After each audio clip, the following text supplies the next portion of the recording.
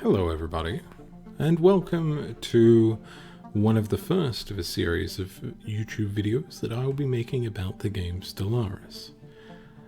This video was basically brought upon more than one person in chat asking me about the nation creator, the empire creator. What choices, Bane, were the best choices in your mind when it comes to an empire?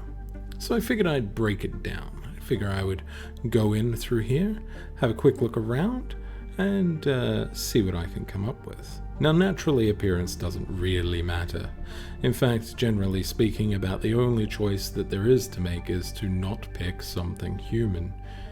And while humans are great and all, honestly, they're a bit, well, you know. So we're going to go as these random doohickeys because, well, looking at them, I have no idea what they are. Name, of course, doesn't matter. Will be Rogerian for this game, and I don't mind picking. I usually look when I'm picking names, whatever their fleet names are. So I like armadas. Armadas are pretty cool, so we're going to jump into that. And here we get the first choices of actual importance, traits. Now, traits are really interesting, and one of the biggest things that new players completely screw up. Normally, in a 4X game, the choices that you make during empire creation affect your entire empire. In this game, well, there are some of those, but for the most part, these choices here simply affect this species. What does that mean? Well, anything that's selected here, with the exception of one or two choices, which I'll get into a little bit later, only impact specific tiles this species is on. This means that Agrarian, for instance, which provides 15% additional food, will affect any farms on a planet that this species is farming. It won't impact anything that a robot is farming, and it won't impact any hydroponics bays built on spaceports. So you have to be really you have to consider things really well when it comes to choosing which of these to take, because they only affect your species. So let's take a look at them, shall we?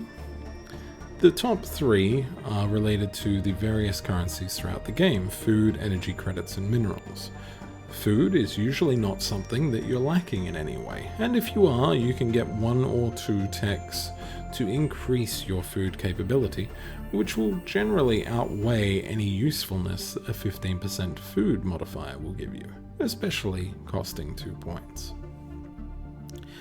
Skipping down to Industrious. Industrious is pretty okay. It's a solid choice. It's not a great choice, and it's certainly not a bad choice. It does cost 2, and for 2 you're going to get 15% more minerals, but you're only going to be getting them from things that you're mining, which means that you're basically not going to see an empire-wide increase of about 15%. Usually speaking, you're going to be getting way more minerals from orbital mining stations than you will from any planet in the early game. Now yes, late game, when you've colonized a whole epic ton of worlds, this could be quite pertinent, but really, the thing you'll find if you're going to pick any of these three is that Thrifty will provide you with the greatest benefit. That's because, in general, power is your key. Now, there are some exploits about running an empire with complete zero power, but you don't have to do that. And in fact, I would suggest against it. Thrifty provides a 15% energy credit bonus on any power plants, and I guarantee you're going to be building a lot of power plants. Energy credit production is vital, especially when dealing with large fleets which are away from their homes. This bonus, in my mind, is possibly one of the most powerful choices you can pick as a starting trait, especially because, unlike agrarian and industrious, robots, which would both provide 15% bonus on their own, don't give those bonuses to power plants. They do later, I think, get better at doing that, but not to start with. So thrifty, in my mind, is the best choice out of those three. Moving down, we have the four science choices, I should say. Intelligent, which provides a flat 10% bonus to engineering, physics, and society output, and the natural choices, which provide 15%. It is possible to select both intelligent and a single one of these natural choices, but why would you?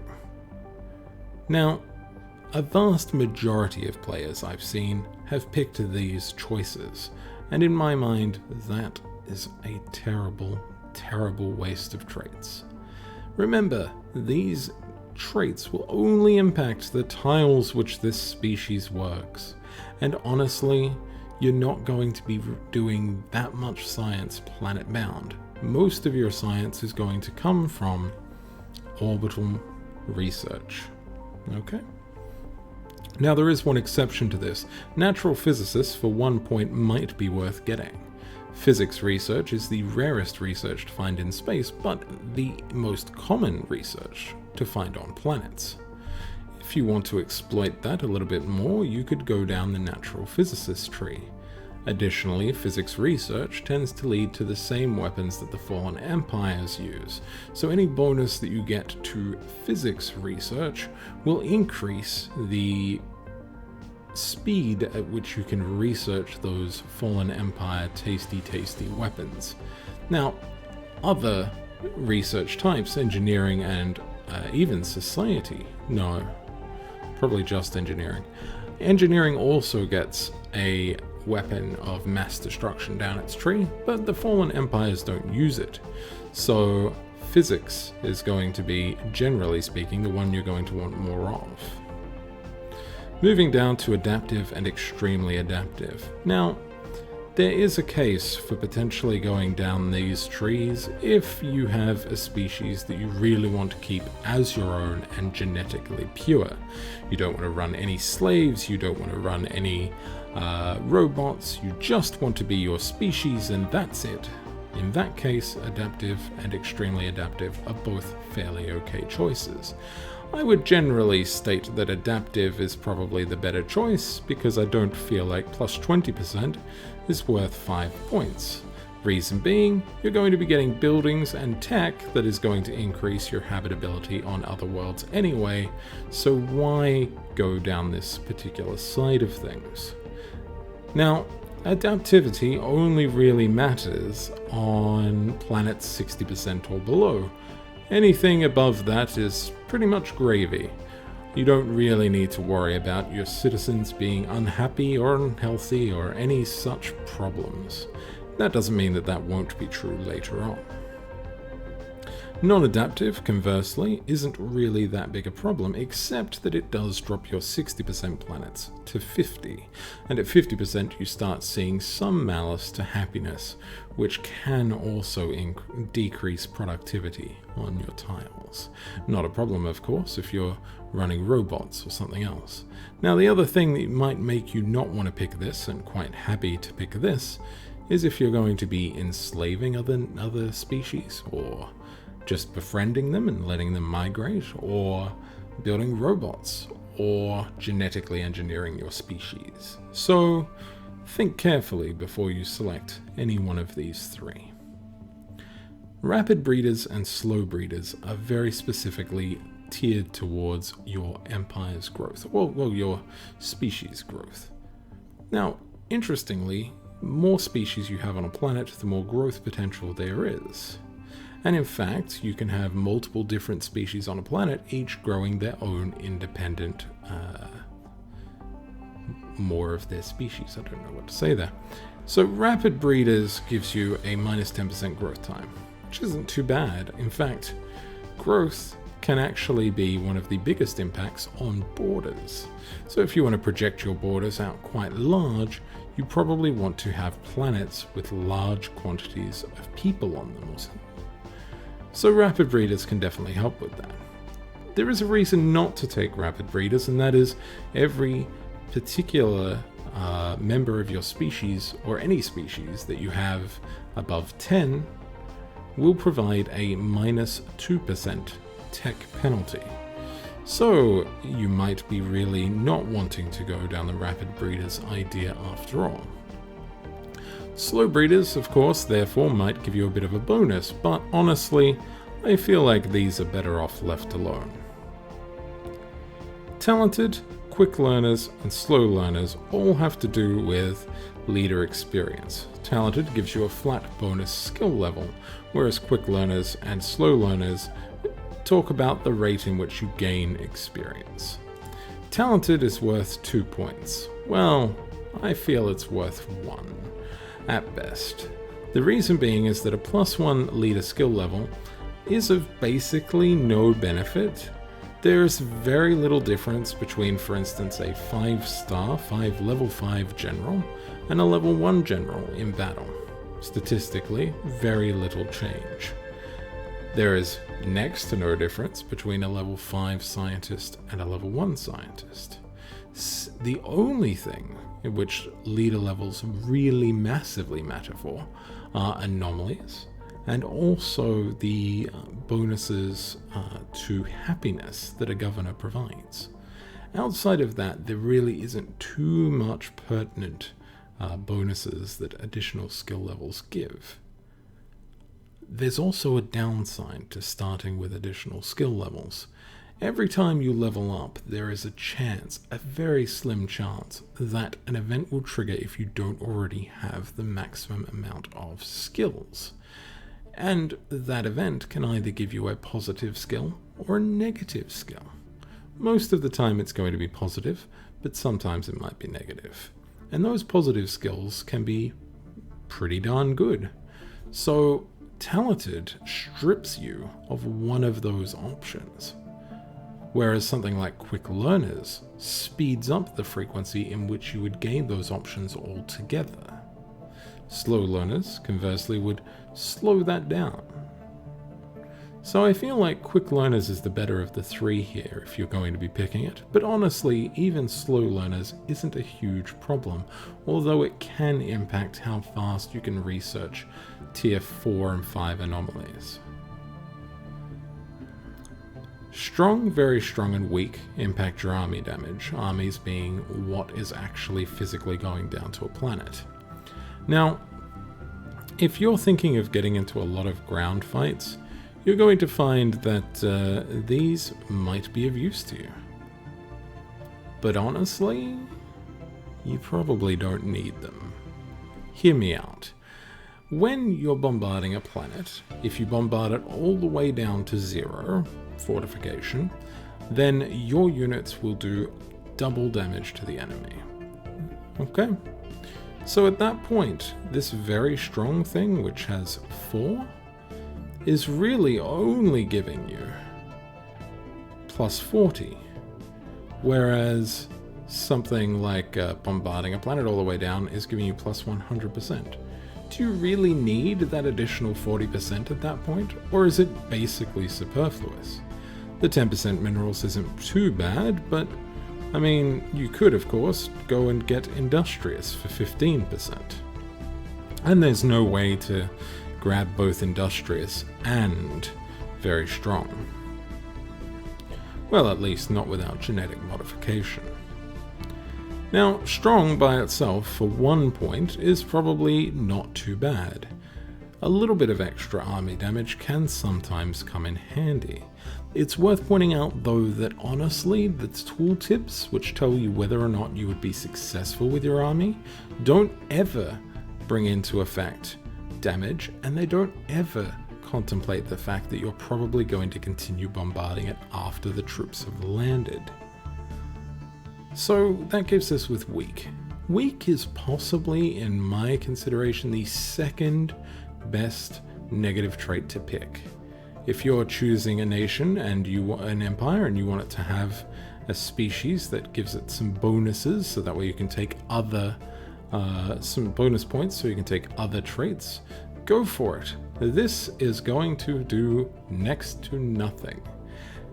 Now, there could be something said for, dealing with rebellions and that sort of thing, but honestly, you're never going to need this 20%.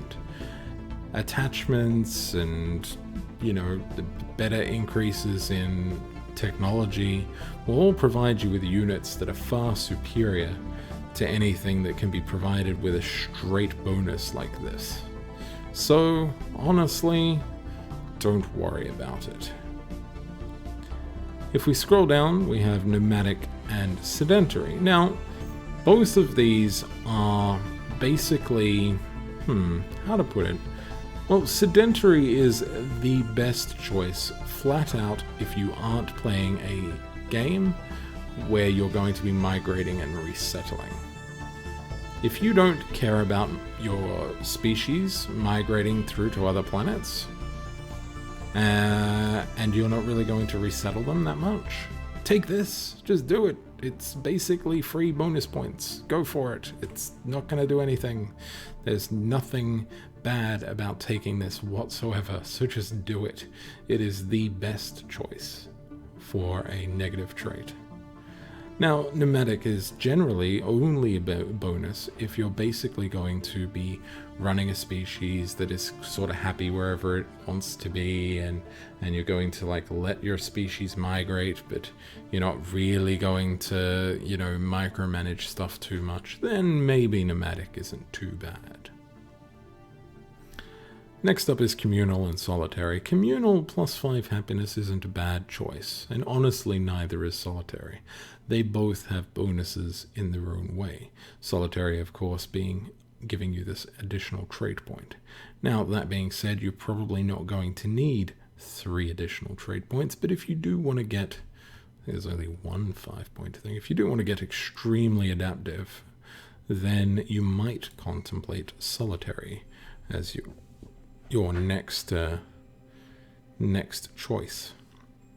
Now, this happiness thing is not a huge deal, and that's generally because A, there's plenty of ways to gain happiness throughout the game, B, the 5% happiness is easily mitigated via a bunch of different buildings and things like that, C, there are what's called happiness tiers, and if you're not actually at a tier of happiness, like if you're, let's say, off the top of my head, I'm just throwing out some numbers. I'm probably incorrect about these, but I'm pretty sure there's a tier of happiness that goes from 40% to 60%. If you're anywhere in that, it's identical. It doesn't matter if you're at 40% or at 60%. Technically, I think it's 40 and 59%. It's not going to give you any bonus, okay, or any negative to doing so. So being a little bit more happy or a little bit less happy may not be all that important. Charismatic and repugnant are possibly the most important choices you can make, and I'll get to them in just a moment, but I want to finish with the rest of them before I go into it, and that's because they require a little bit more explanation. Conformists give ethics divergence -20. Now, conformists at time of recording ethics divergence, is currently a bit bugged. Ethics divergence definitely has some issues that are being slowly worked out. But I imagine in the next patch or two, they'll get fixed right up. Ethics divergence, especially if it's at negative values, will make sure that both your species and any other species will be more likely to entertain the base settings of your empire. So your empire type and stuff like that, they'll be more likely to stick to that. Now, as your ethics divergence increases into positive numbers, that will make it so that way they're more likely to be radically different. For instance, spiritualists might lose their faith. Well, they might even become individualists. They might gain new ethos or lose old ones. So getting a bonus to this isn't necessarily a bad idea, especially if you're going to be sending your own species as the primary species throughout the galaxy. Conformism, probably good.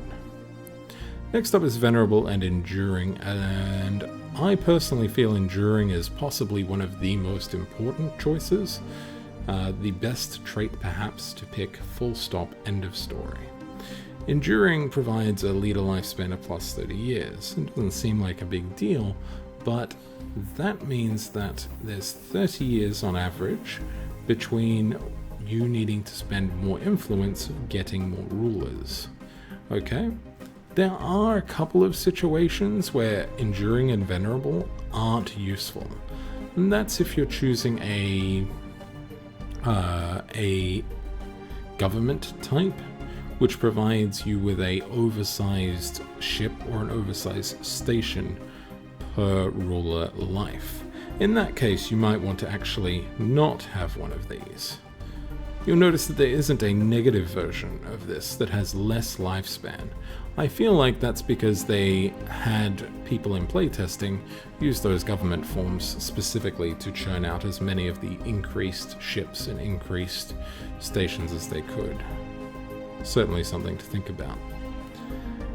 Finally, we have Decadent. Oh, not finally, there's still more. Why am I saying finally? Decadent is simple. If you don't have slaves, you have less resources outputted. Have slaves, this goes away. Interesting choice, not too many negatives about it, especially if you're going to have slaves on each of your worlds. But the thing is that you need to have slaves on each of your worlds. And it doesn't really matter if those slaves are from your species or a different one. So go nuts, enjoy, it's probably fine. Resilient gives garrison health and fortification defensive bonuses. Now, you would think that this would mean that they would be better at defending their worlds. It certainly reads like it, but it's more like they're better at resisting bombardment than anything else. The garrison health plus 100 is good because it makes the garrison work more like standard troops. Great. The fortification defensive bonus, on the other hand, still gets completely eliminated once orbital bombardment is complete. So, not a huge bonus. However, it is only worth 1, so if you want a nice early game boost and you have some additional trait points left, go for it. Now I'm going to tell you about Charismatic and Repugnant, possibly the two most important choices to be aware of. Now, I'm not saying that either of them are particularly vital to be chosen, it's just worth noting exactly what they give. Now, you might think this other species happiness, oh, that's nothing, who would pick either of these things? Except, if your leader is charismatic, like your ruler, the person who rules your empire, is charismatic or repugnant, it will have benefits or negatives when dealing with other species. This is incredibly important if you're wanting to get an alliance. Having charismatic can help push you over that line and get that alliance for you. It's one of the few bonuses in here, with perhaps the other one sort of being conformist, which sort of almost seem to be empire-wide.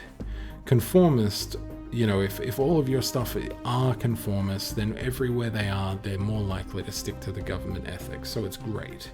And charismatic and repugnant both give essentially empire-wide modifiers to your relations with other species, in addition to getting some negatives or positives from being around other species themselves. So that's that. Next, we'll talk about world type. World type doesn't really matter. If you want to optimally position yourself with worlds, then the way that I suggest doing it is basically, let's say I pick continental world. Later on, if I want this species to be the one that goes and colonizes everywhere, I might genetically modify it to be really good at arid, and then finally a choice for Arctic, because if I did that, continental, arid would both be at 80%, tropical, ocean, tundra and desert worlds would be at 60.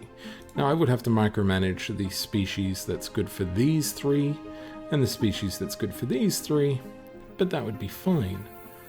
So the only thing that would be left then is Arctic, and even then you would under both of these be able to colonize Arctic.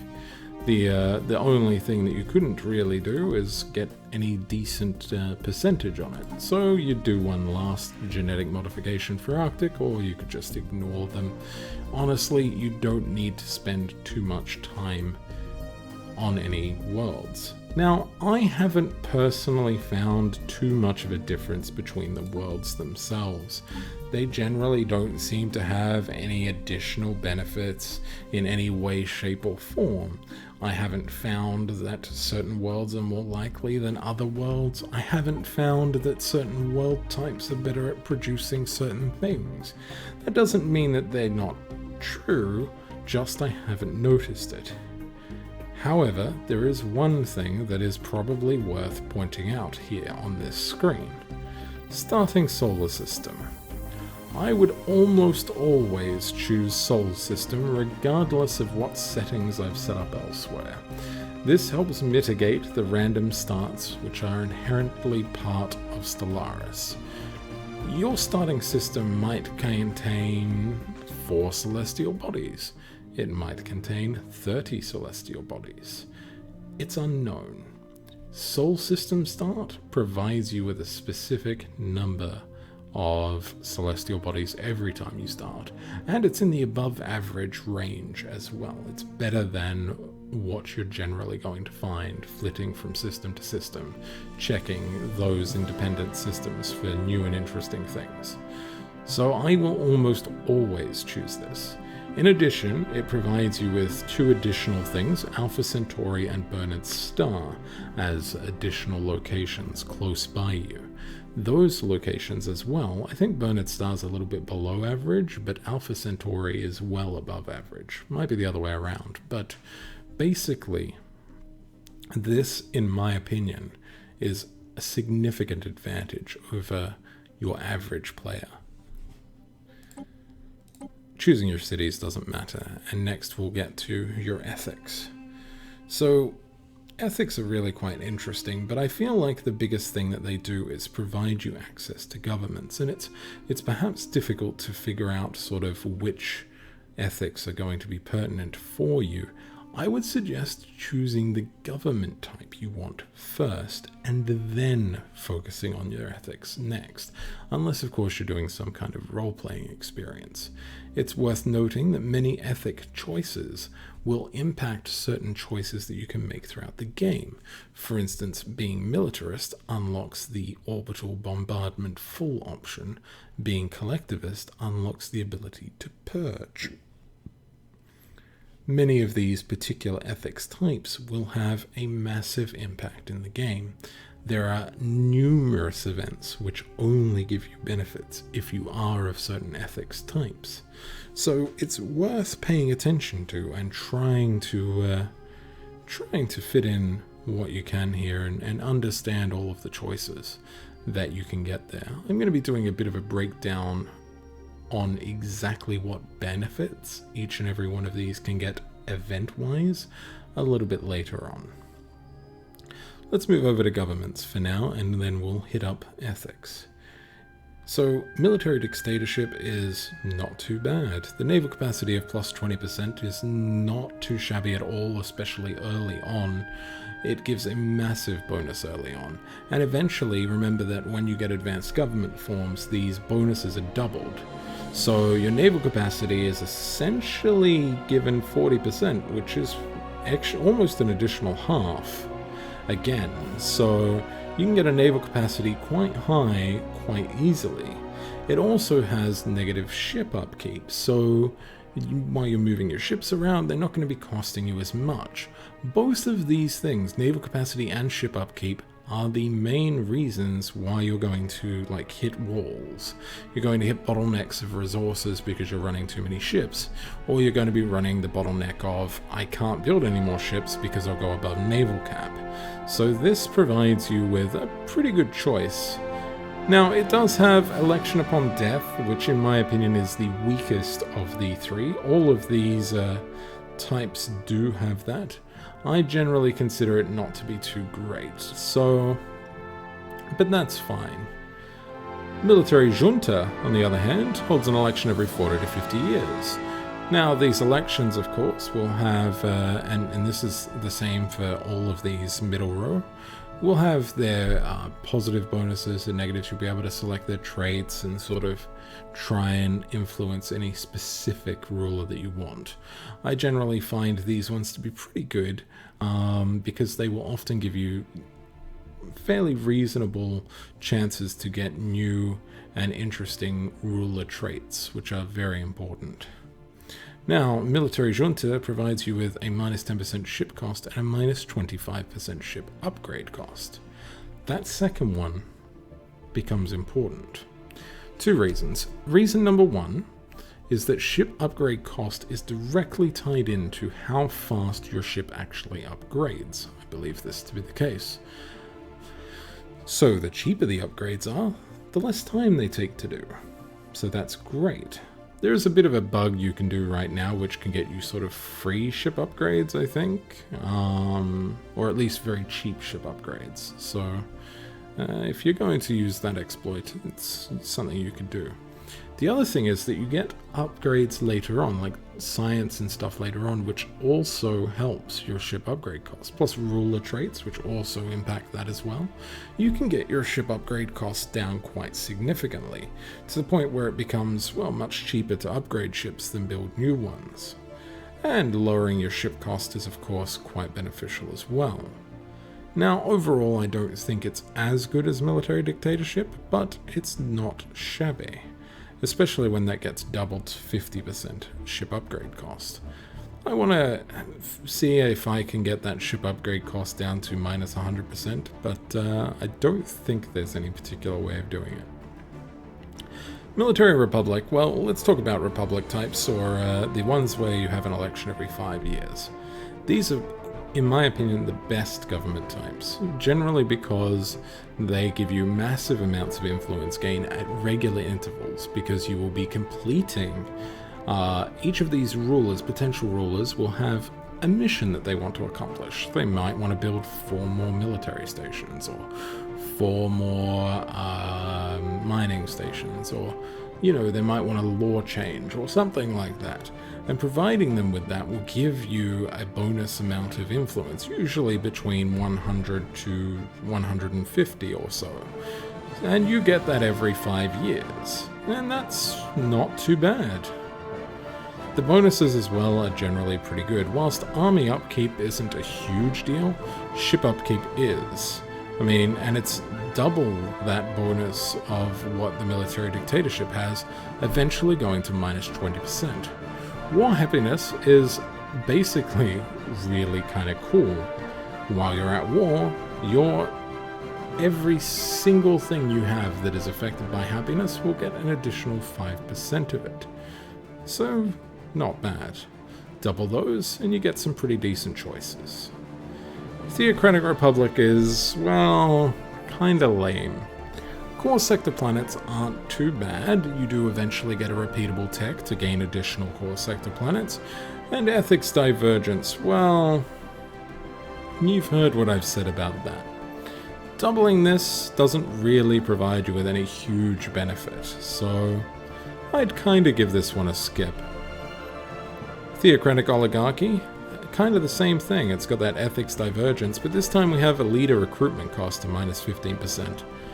Honestly, depending on, I mean, like, if you were going to choose this because you thought that leader recruitment cost was important, you could just go back to the trait screen and just choose the thing that lets you live longer, and you've probably, yeah, you've given almost a 30% leader recruitment cost minus. So, yeah.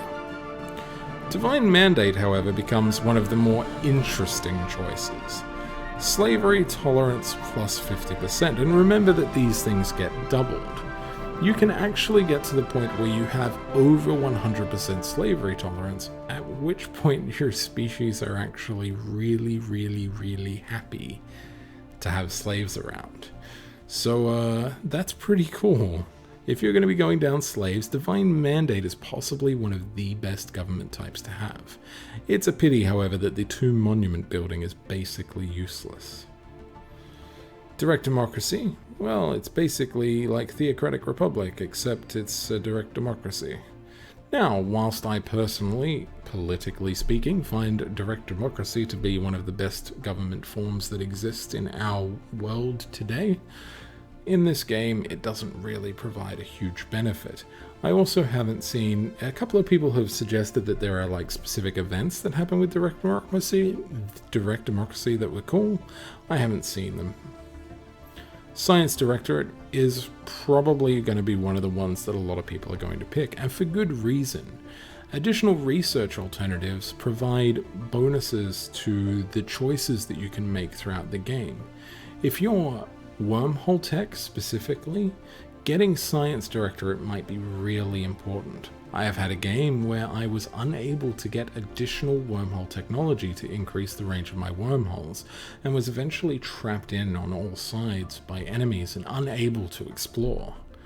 Getting something that would have given me more research alternatives would have increased the chance of me getting that tech. So, not a bad choice at all. Remember that of course gets doubled with advanced government forms, and honestly, if I was playing a Science Directorate, I would rush advanced government forms as soon as I could. Despotic Hegemony provides an elite assault army, which is not too bad. The research speed bonus is pretty good as well, and survey speed isn't too terrible either. This is probably one of the better choices for government forms. The elite assault army is, it's sort of like mix and match, but there is a bit of an interesting thing. When you select to build your elite assault army, you get to choose what type of assault army it is. So, well, you might get lucky and get some tamed titanic life forms. And I'm just saying, if you get an elite assault titanic life form, that thing just by itself can almost entirely take down an enemy planet. It's pretty good. Now, the additional benefits of research speed and survey speed are pretty good as well. Research speed in particular is really interesting. It's basically like a flat 10% when advanced to all of your science, so pretty solid. Pretty solid indeed. The survey speed as well means that your science ships are going to do more faster. So this can be quite beneficial both in early game and later.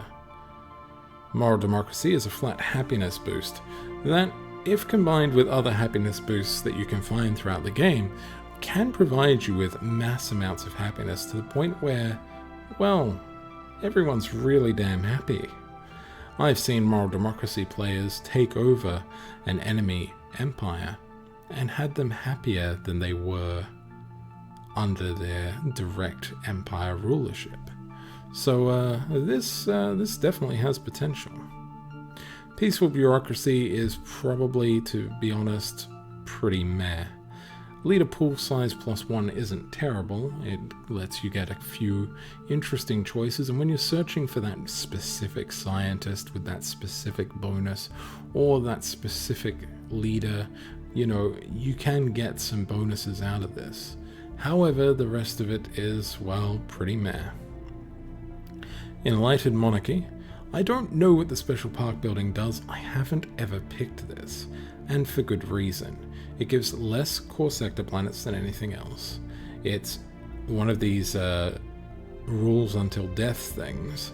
Plus, it just gives edict cost minuses and edict cost durations. Now, there is a thing that you can do where you can get this down to a negative 100%, but it's honestly not that beneficial. Finally, you have Despotic Empire, which provides you with building costs, slave mineral outputs, and slave food output bonuses. It's honestly not a bad choice, and the oversized military stations provide almost a 50% increase in their station output. I have found, however, that If I pick Despotic Empire, the AI is less likely to try and hit my homeworld even with a solid fleet. So keep that in mind if you're trying to abuse the oversized military stations. Plutocratic Oligarchy isn't terrible either. An additional 10% energy credits and minerals can be quite useful to you. Finally, Indirect Democracy, well, you know what I think about leader skill levels. They're a waste of space, and even though you can eventually, using this, get leader skill levels to +5 if you have the right capabilities, unfortunately your leaders can never go above 5. So, yeah. It's pretty meh. Finally, we have ethics. So ethics are pretty straightforward. Remember that if you click one, you can't have the opposite, so I can't have pacifist and militarist. I basically have to choose one or the other. So each of them will restrict which forms you can have, and that's why I suggest always picking your government forms first. If I have a look at these, honestly, some of the best ones are depending on your playstyle. For instance, if you go Fanatic Militarist and follow that up with Military Republic, you can make it so that way every time you're at war, you get plus 20% happiness everywhere. It's not too bad. The downside of this is that, honestly, if you're ever playing Militarist in any way, shape, or form, you will get next to no allies throughout the game. So if you want to solo the game, this is probably the choice you want to make. The army damage doesn't really give any bonus, and the rivalry influence gain is, it's okay. Xenophobes are pretty interesting. You can couple xenophobes with, you can couple xenophobes with spiritualists to get the divine mandate government type, and this can be hugely beneficial. I find that to be pretty good.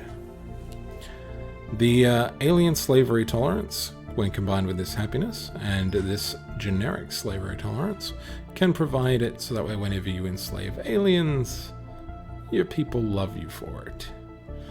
Not a bad choice. Now, the xenophobia will provide, once again, much like militarism, negative relations when dealing with other empires. So if you're just playing against the AI and you really want to get alliances going, this is probably not for you. Conversely, xenophilia is. So you might want to become a xenophile for the ability to get easier allies if you want to have an easier time with the game. Spiritualism just adds plain happiness. It's basically all it does. But spiritualism also gets some of the most interesting event choices throughout the game.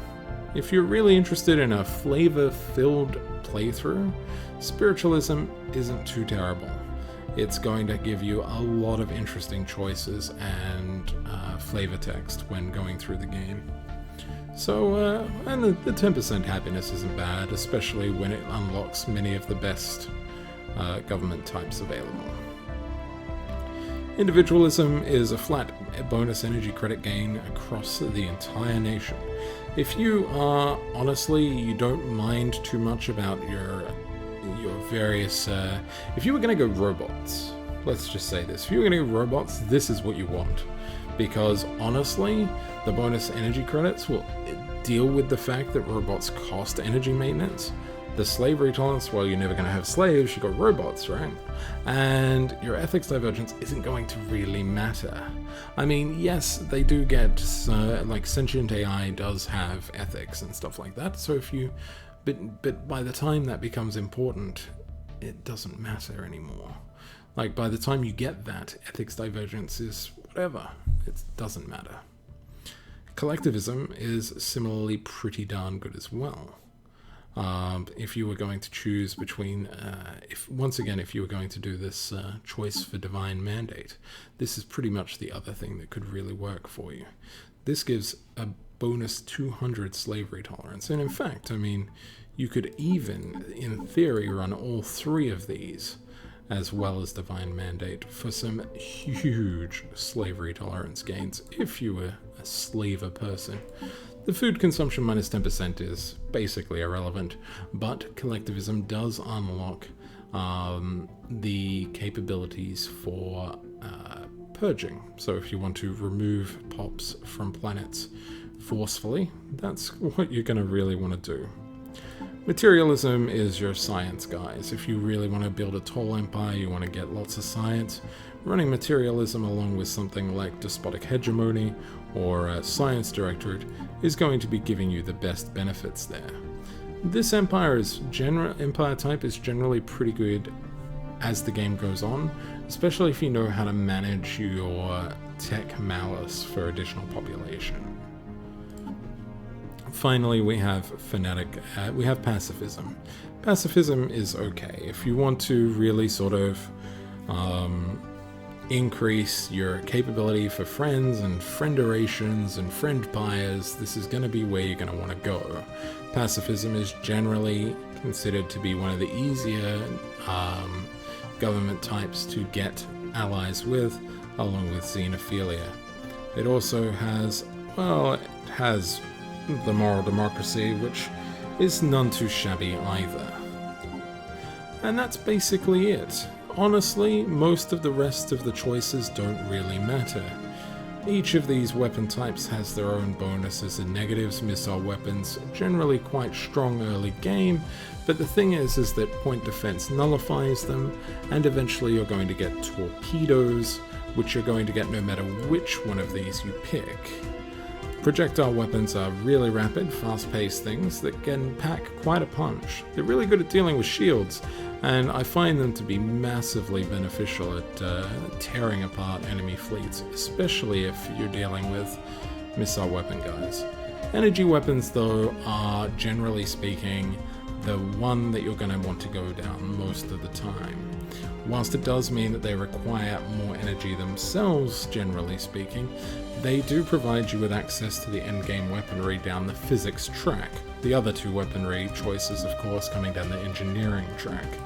Energy weapons are generally considered to be the best choices, but because they give really good range and they give really good power.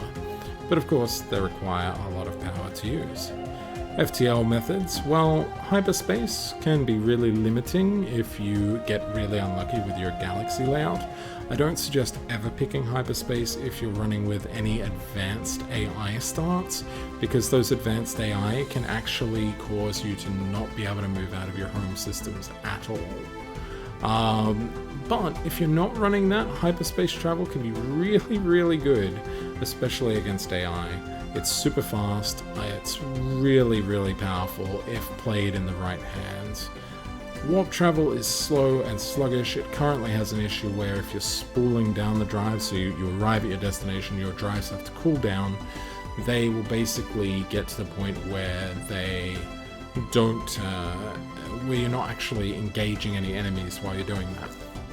This means it's super dangerous for a warp travel nation empire to ever retreat from battle. As much as it says new players here, I honestly feel like new players should probably stick to either wormhole or hyperspace. Wormhole travel, of course, I find personally to be my favorite. Being able to build these wormhole stations and having to defend them, especially in player engagements, like wormholes created this entire situation where I remember another player who was also building wormholes, and I built wormhole in a planet, in a system. He also built wormhole generators in that system, and then he'd build a few more because he was trying to ramp up to go to war, and then I would do the same, and I built stations guarding his generators so that way if he went to war they would just die. It's pretty interesting, and honestly pretty cool. Your ship appearance, of course, doesn't matter either. I've talked about your preferences, and that basically means we're done here. I hope this was pretty informative about some of the choices that you can make throughout the Empire screen, and what they will all mean throughout.